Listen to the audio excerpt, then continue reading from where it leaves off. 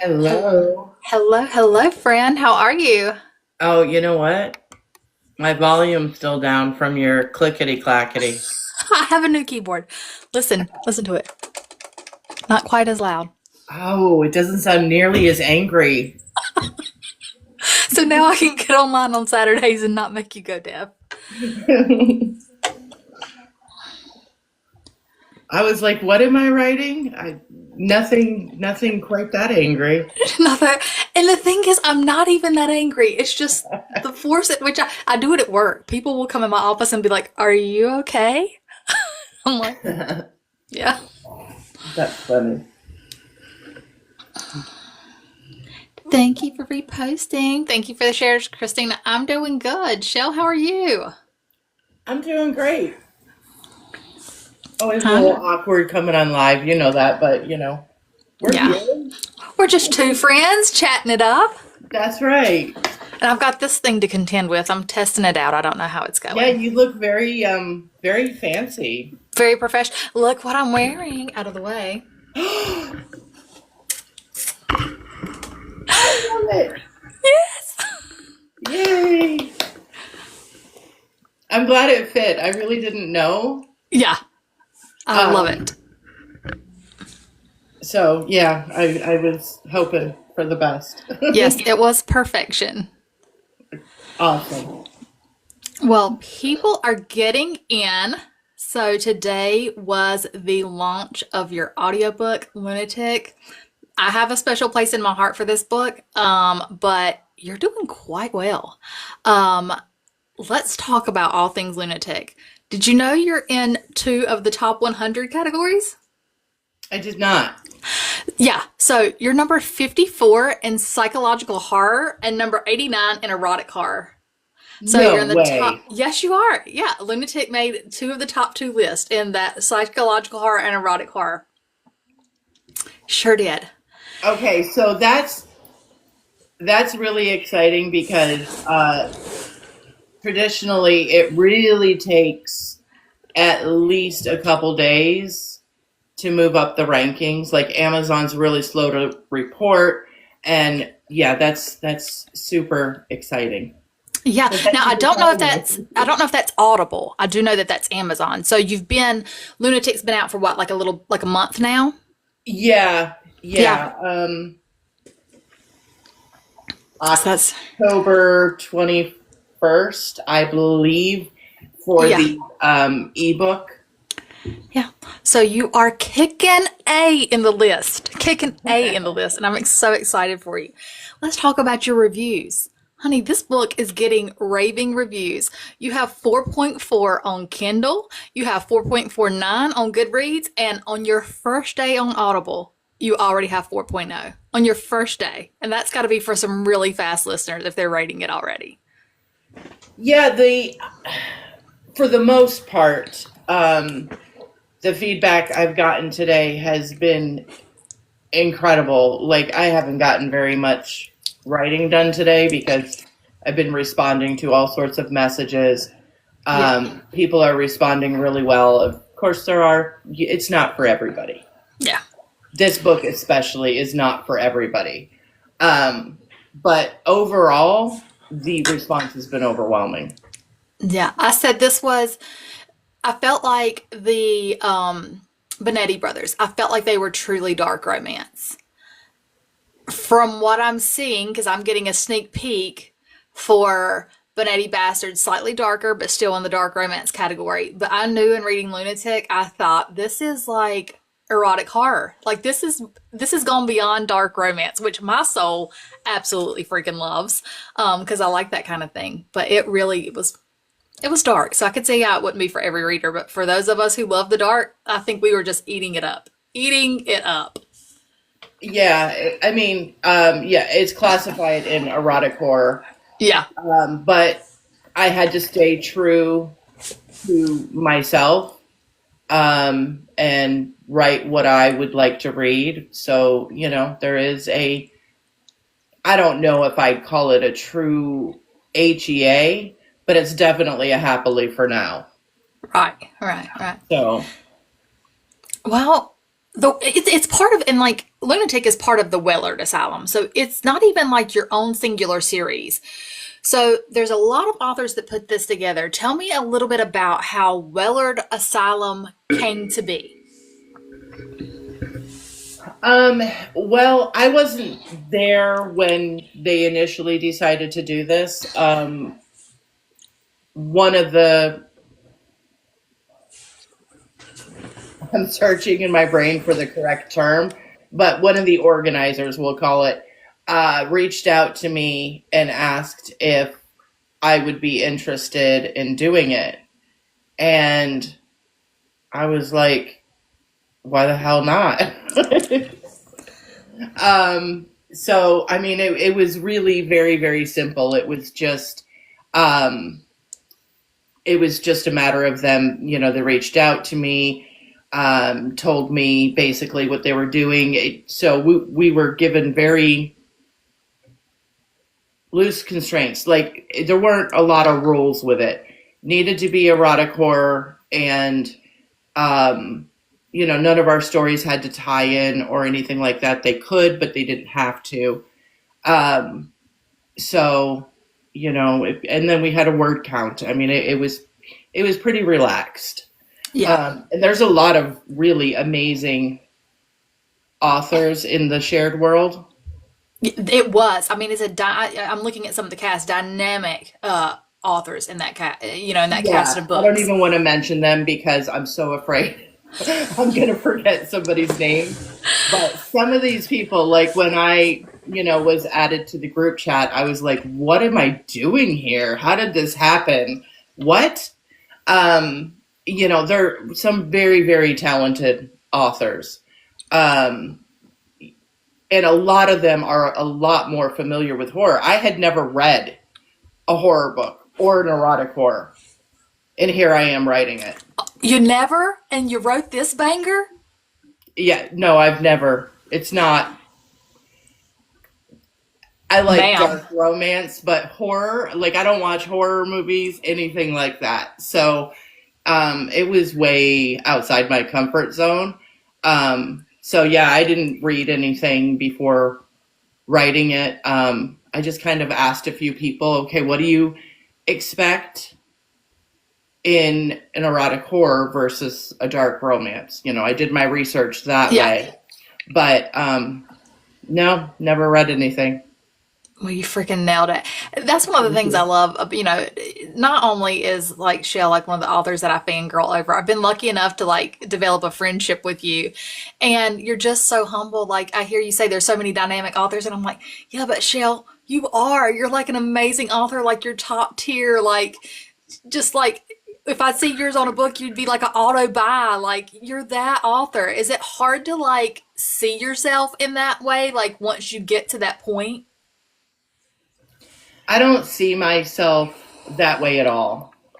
Like totally not. Um, when somebody comes to me and, gets very excited to talk to me or whatever, I mean, I always appreciate it. I love it, but I don't see myself that way. I'm just me. Um, just writing my stories. And now, I mean, I do force myself sometimes to go back in my mind in time to the days where I would go 3, 4, 5 weeks without a single page read, without a single sale, because we always want more, and we always want to do better, right?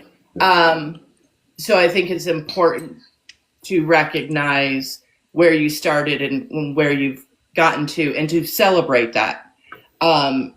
Give yourself permission to celebrate your wins. But no, I don't see myself as, like when Blue Nose asked me to do their author soiree, I was like, what? I can't believe you're shocked. Like you were like one of the authors I look most forward to. I'm like, don't be shocked. You're that girl. You're that it girl. Well, thank you. I mean, I fangirl over you too. And No I do, way. I fangirl over readers. Like, Yeah. I was, when I got to, meet so many readers, I mean, there was one that I literally squealed, like actually squealed. Yeah. I think I definitely think that's the benefit of, not every author goes from being indie. There are some that are lucky enough or what have you to go traditionally publish their first book or get picked up and have like a viral book. But I think that's one of the beautiful things about indie authors is that's where they grew their brand per se, and they spent so much time with their readers and really appreciated the readers that were with them from the very beginning. I feel like in some way it's like this community, and it's this really bonded friendship. So then when you see them at events, like what you said, when you see your readers and you squeal sometimes, it's meaningful for both, right? Yeah, I think so. Look, my readers are very important to me. And as I get busier, it does get harder, but I really, really try to make a really good effort to stay in touch with them. And, when they comment, when they message me, I really try to respond in a somewhat quick manner. Um, but I mean, let's be honest, I would still be sitting there with 0 page reads, crying over negative reviews if it weren't for the people who read my books. That's Yeah. the only reason I'm in the spot I'm in now. So I'm super grateful. I may not get it because I do not think I'm anything special at all, but I do appreciate it. Well, you're absolutely a treasure. I started out, I wish I had been with you from the beginning because had I been, I think I would just have that much more appreciation. But I started out with you reading Bones. Um, so I went through those brothers with you. And then like Lunatic, you give me a little bit of a seat at the table, and so I had a special tie to that. And then also you're giving me a seat at the little writing table per se with you at the Benetti Brothers, and I'm getting some sneak peeks. But I think it's amazing how you tied Lunatic in. Like you tied it into your Benetti Brothers series, which was so popular at the time, and then you tied it into future works. How did you always know when you went into writing this Wellard Asylum shared world that you wanted to try to tie your own books into this one? No. Um, so I had this idea about some unknown Benetti that um, I'm worried about what words I can say on TikTok. So the way in which Raven deals with people. Um, Back when I was writing Psycho, I had a really hard time. That's where the whole after the ending thing came from because I could not let go and I just kept writing. So I had this idea, but I was like, no, let it go, let it go. And then, the whole Wellard Asylum thing came in, and I started thinking about that book, and Raven just popped into my brain. Bianca, her story, the first book I wrote, her story was kind of like that, but it was a very, very, very different book. And I had always said I was going to rewrite that book. And so that this was kind of my way of somewhat, I mean, it's a very different book, but Yeah. because there was no horror in that book.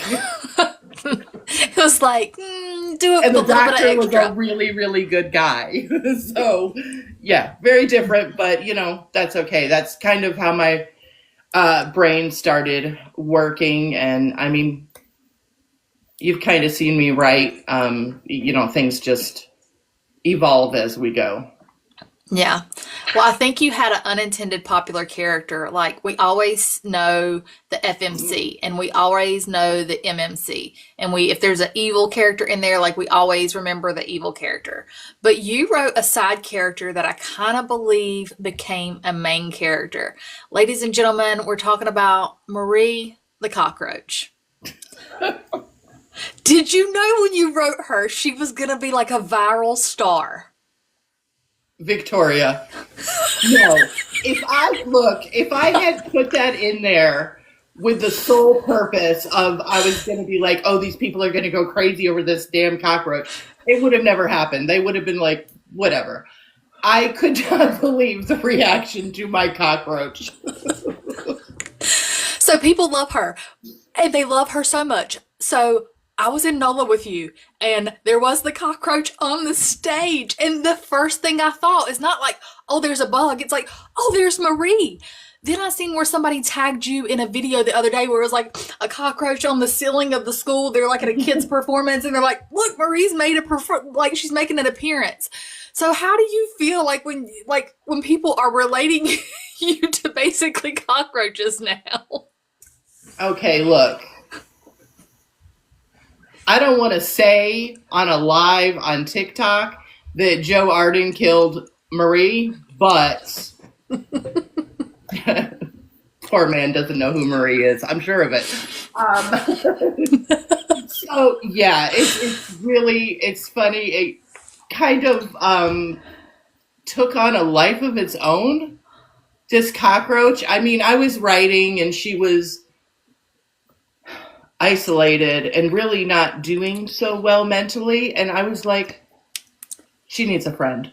She needs a friend. We'll throw her a cockroach. I mean, not really that odd to think somebody locked up in an insane asylum might strike up a conversation with a cockroach. Right. So, Not at all far-fetched, but she did become a main character, and I hope we've not seen the end of Marie. I hope Marie does not end with Lunatic. well, you are in my Discord, so you know that there are many people campaigning for Marie to get some sort of a weird shifter book. We will see. I keep trying to throw Marie and Benetti Bastard. You're not having it, but I keep trying to throw Marie in there. I laugh every single time. I'm like, Victoria. Okay, so along with giving us cockroaches, whoever thought we would love a cockroach? You kind of did the opposite with some foods, right? I think there's some foods that we will never quite view the same. I certainly know. I do low carb sometimes, a low carb diet, and I love sugar-free chocolate pudding because it's like doesn't count against my carbs. You've ruined it. I've got to find another sweet treat on my diet.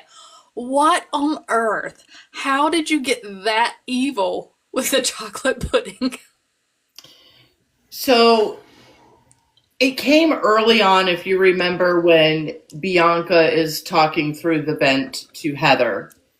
And she's telling her, like, what foods to stay away from because they're really gross. Yeah. And she mentions, I think, if I remember correctly, that the chocolate pudding is, like, the only thing that's good there. Yeah.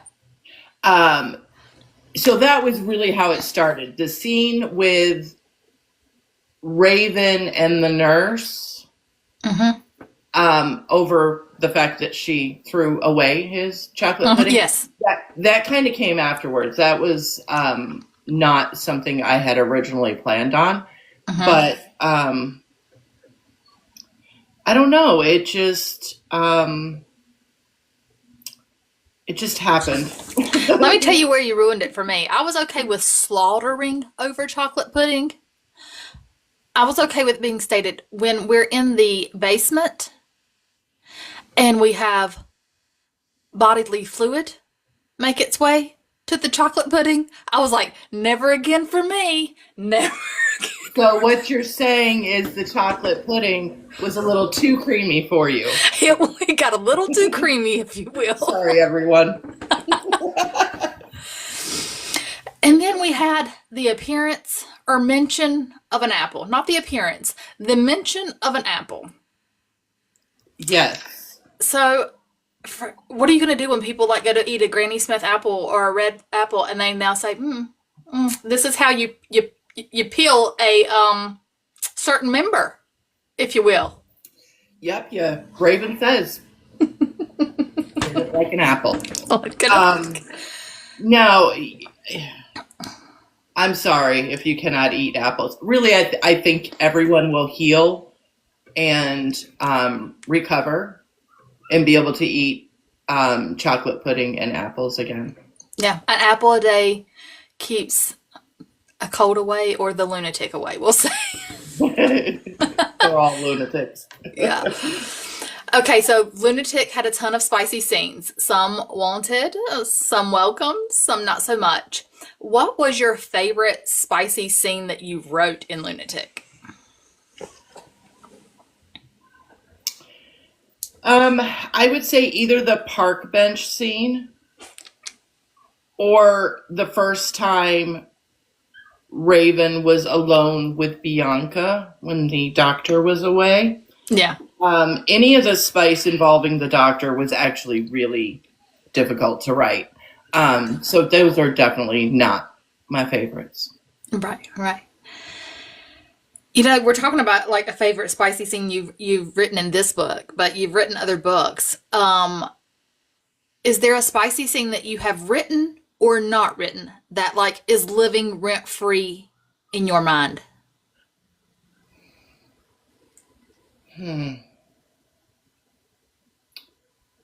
I think probably Bones. Bones has a really, really special place in my heart because so many things changed for me after that audiobook came out. So I think that's probably why. But yeah, the wedding night scene, I don't know if you remember it. Yeah. Um, so yeah, that was really fun to write. Um, I think it was the first time I had written that's non-consensual for anybody that's wondering. It was the first time I had ever written a character that dark as Bones was, as well as that aggressive of a spice scene. And I don't know, I probably need therapy because it was really fun to write. For all these firsts that you have, I feel like your first are hits. I mean, like Bones, you're like, it's the first time I wrote it. I was like, gosh, I was eating it up. This is the first time you've read like erotic horror. I'm eating it up. So I think your first are becoming you're having like they're real bangers every time. You're cranking them out. Well, thank you. Yeah. You talked a little about being in NOLA and like getting to see your readers. We talked about for all you who got onto me for having a phobia of bugs and thought that I was a Marie hater. I'll have you know that Joe is even more than me. He did not let Marie continue to live. But what was your most memorable moment from NOLA? Well, that was pretty memorable. I don't know that I have one. Like meeting readers, people that I've talked to on socials and have been so supportive, meeting you, meeting Brenna. I mean, so many of them. I shouldn't have mentioned anybody's name. No, you're somebody. But meeting so many people that have just been so supportive of me was amazing. Meeting Joe was incredible because I was so terrified that I really didn't want to go because I just was so my level of fear for that man was not reasonable. like you know it now I after you've saw met him. him like, herding puppies. It was ridiculous, but it was very, very real. I found him very intimidating, and he was beyond wonderful. He was so kind. Yeah. But one of my really, really big moments was spending time with the Blue Nose audio team. I've worked, with these people since I think February of last year. Yeah. And they have been so, so good to me. So I was so excited to meet them and hang out with them. And it was incredible. The entire experience. The Sunday event was everything I thought it would be. It was not. I mean, it was so relaxed. And, again, I met so many people, hung out, just had a fantastic time. And I didn't want to leave. Yeah. I will say that about the Blue Nose team. It is the most down to earth, welcoming, caring. I mean, it's just like such genuine humans. The for me, every contact that I have had has been just genuine, down to earth, caring. You know, in moments I've seen readers express some pretty hard things, empathetic. You know, it's just I felt like it's a really good core team, and so I'm glad you had that experience. Yeah, they are incredible. I loved them before because, like I said, working with them has been a dream. Everybody really takes great care of me and my books. Yeah, But after meeting them, I just adore them. There are no words to even describe it. It's such a fabulous team. yeah, So yeah, that was a really big highlight for me. But I mean, I don't think they're certainly the Sunday event. I mean, Friday was a little stressful with my anxiety. So yeah. that all weekend, I mean, that was the only negative thing. It Yeah. was just such an incredible experience. And I told somebody today, if Blue Nose Audio does another event, I will see you there. Because if Yeah. they invite me, I will be there. Well, keep your ears peeled, if you will. My favorite moment was I wanted to jump up. I was trying to be respectful that we were in the theater, and this was all my audio attic besties here. You know, some of my author friends, and I wanted to be respectful. And we also had some people buy general admission tickets who did not know about all us crazy readers. But when he got up on that crate and did the get in the effing cage line for your book in Saturday night's thing, I could have screamed and come undone. As the author, how was it for you to hear your words in person? See, I knew I was going to forget something, and it was like one of the biggest highlights.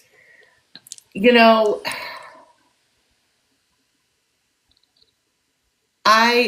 first of all, the way he did it was so perfect. But, I never dreamed that my words would be said on stage. I mean, I love the theater, and I'm very big on setting goals that, you might have a chance in hell at accomplishing. Never in a million years did I, expect when decided to go to this event to hear my words performed on stage. And I wish that that is a moment that I could just freeze in my heart and relive it over and over Yeah. again, because it was, man, the first time I heard the Bones audiobook was pretty powerful, but that was equally powerful. It was just everything. Yeah. It was an incredible moment. Well, Shell, I'm a little spicier than most. So it wouldn't be a good spicy live with you and I if I didn't test you a little bit on how spicy I can get you to be. So I'm going to bring us up to a game that's like this or that. You choose one or the other. And it's going to very much be a spicy edition. Um, I will say, you can keep us wondering. Me and Shell talked a little bit earlier about potentially playing this game, and Shell's question to me was, "Is it favorite thing I like to write or favorite thing I like personally?" And I was like, whichever. So I think you can just keep us wondering. So we don't know. Here's the fun in it all. When she gives the answer, we won't know if she likes this personally or if it's just what she likes to write. So we'll all be wondering and reading your books to see if we can pick up on your this or that. My So face is red. I will always bring the spice and test your comfort zones. So if we had to choose between breath play and shibari, which one are we picking? Breath play.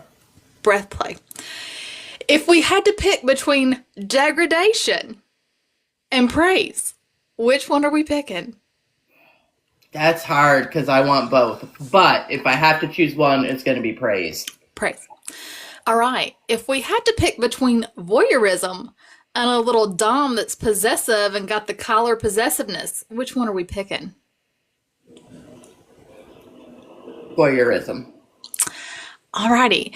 If we had to pick a St. Andrew's cross or a bar leg spreader, which one are we picking? The bar. Same. If we had to pick bondage or little primal play chasing, which one are we picking? I'm reading the comments. Sorry. You're fine. Oh, I love both so much. Primal. Primal. Okay, perfect. Now, Chelle, this is my own personal touch. This next question. Feel free to giggle a little if you must. If we're talking about a female's Jesus hole, Ouch. or a little strapping her on and pegging, which one are we picking? You just wanted me to have to go live on TikTok and say the words Jesus hole. Jesus hole.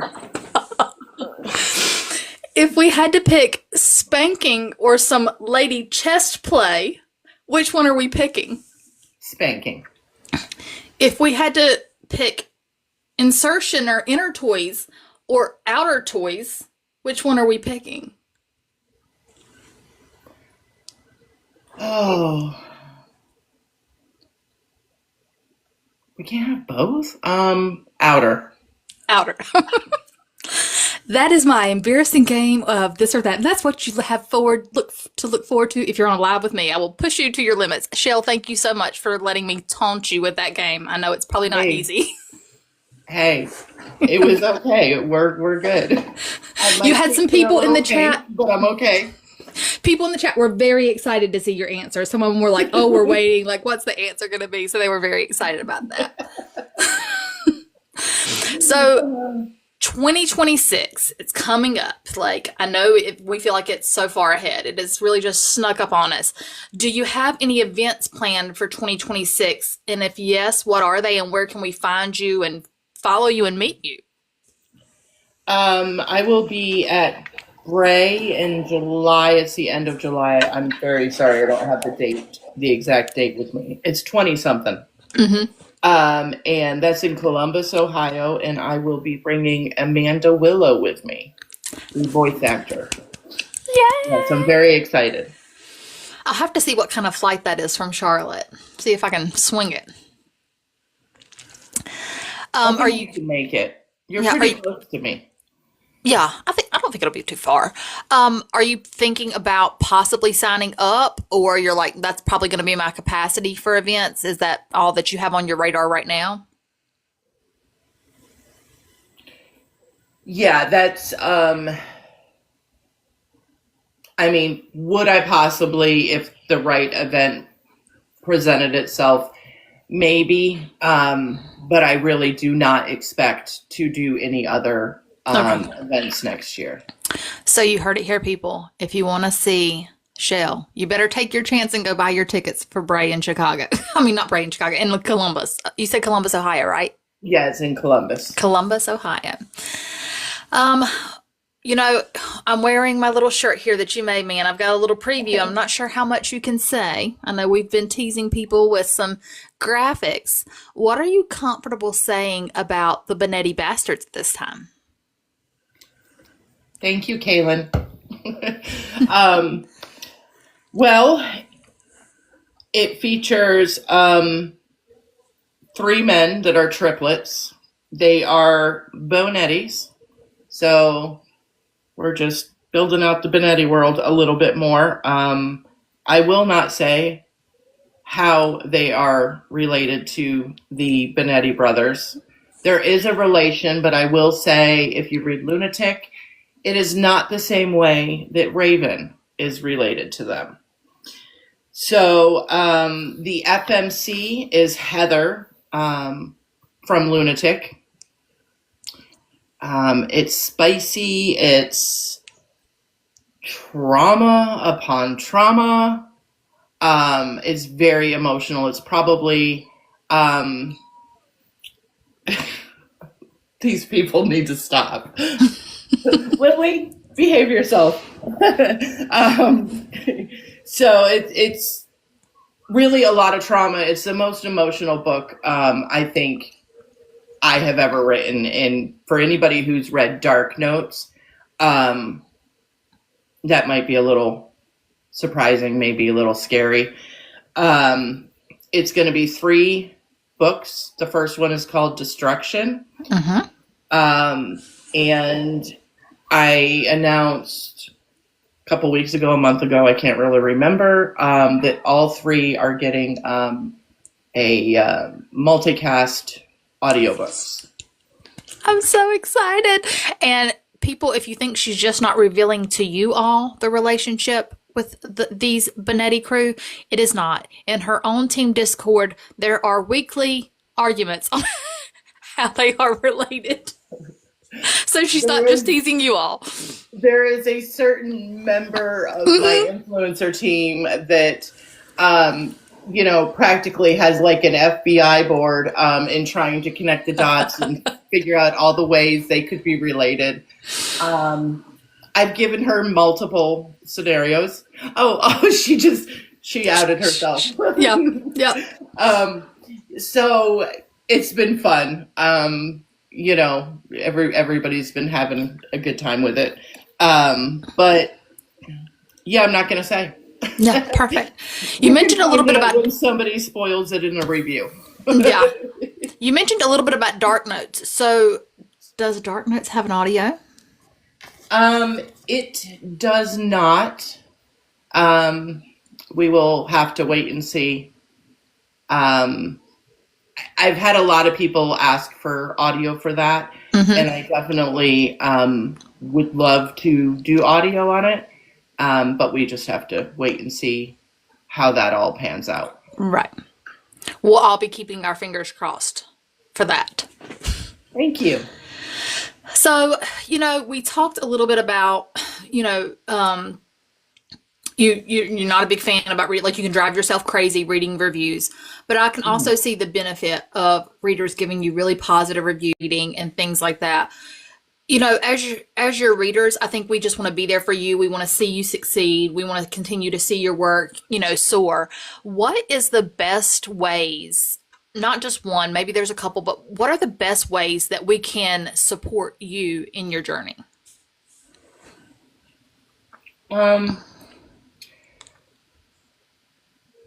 Reach out, be kind. Obviously, if people want to share my posts, I'm always thrilled for that.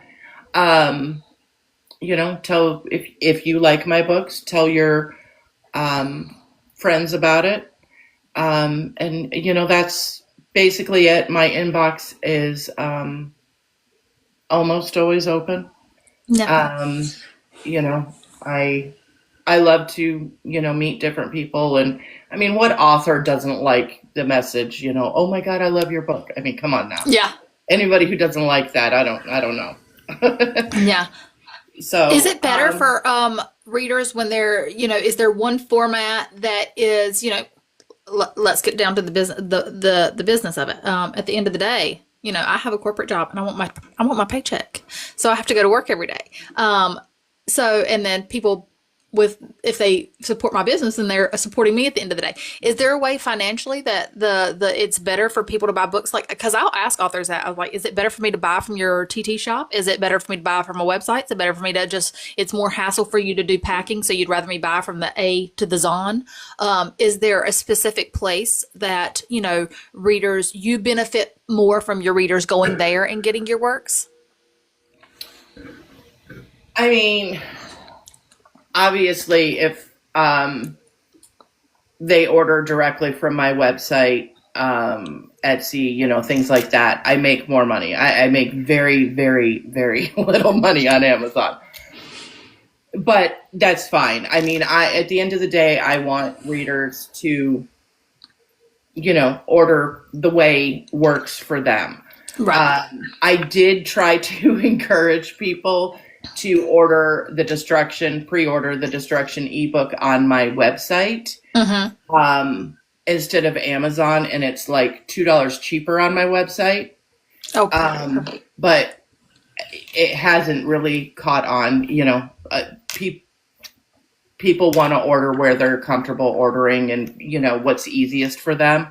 So at the end of the day, I mean, it should be where they're comfortable. If they want it signed, then I mean, they pretty much have to order it from me unless they just want book plates. Yeah. Um, is if they wanted to order from you and do all these things that best support you, is the schmink in the bio? I believe it's on my Insta. Are we The allowed to say IG place. that? Yeah, the IG place. We The can say that. swear word, Shell. I know I have to, think So about yeah, my words a little they bit. can find it there, and I think it's on Linktree as well. Okay, perfect. But it's definitely around. And my website. Am I allowed to say that? I think you can say website because you're not saying exactly which one. Okay. It's Chelle Rose author .com. Yeah. You can find it if you look through the books there. Yeah. Well, I certainly cannot wait to see more from you. I am nervously awaiting everything destruction. Excitedly and nervously awaiting destruction. Everything that you have put out has been absolute fire. Your creativity, your writing style, the depth in which you take these books to is just top freaking tier. So I'm just looking forward to so much from you. Is there anything else that you want the readers to kind of be clued in on before we start wrapping up? I don't think so. Just Destruction is book one, and then there'll be two more books after that. And then, I do want to say one thing, because Yes. I have gotten a lot of people that have been upset because I teased that I was going to be writing a Bonetti Sons series, and instead here I'm giving you these bastards. The Sons that is still happening. But as I said before, that's going to be 2026, because I want to make sure I have time to really wrap my head around these stories and have them unique and different, obviously, from the original Benetti brothers. So it's coming. Well, guys, the whole reason we're here tonight is because we're celebrating the audiobook of Lunatic. It was narrated by Troy Duran and Marie Hawkins. Nope. Absolutely fire cast. Maxine Mitchell. Maxine Mitchell. I knew I was going to mess this live up at some point. There I go. There I That's go. okay. Yes, I digress. Troy Duran and Maxine Mitchell, absolutely fire narration cast. I've read this book in every single format, and it was just absolutely amazing narration. So the audiobook released today. If it's not on your TBL, I suggest you go get that book and download it. And then go and read all her past stuff that's available as well. You won't regret it. And as she said, Destruction, go pre-order that sucker directly from her other places if you can. Well, Chelle, thank you so much for spending your, what day of the week is it? Wednesday night with me. I appreciate your time, and it's just always a treasure every time that I get to spend any kind of time with you. I really appreciate it. Thank you. I adore you. Thank you so much for having me tonight, and thank you everybody who stopped by. Yeah. Everybody, I hope you have an amazing night. Bye, Chelle. Bye.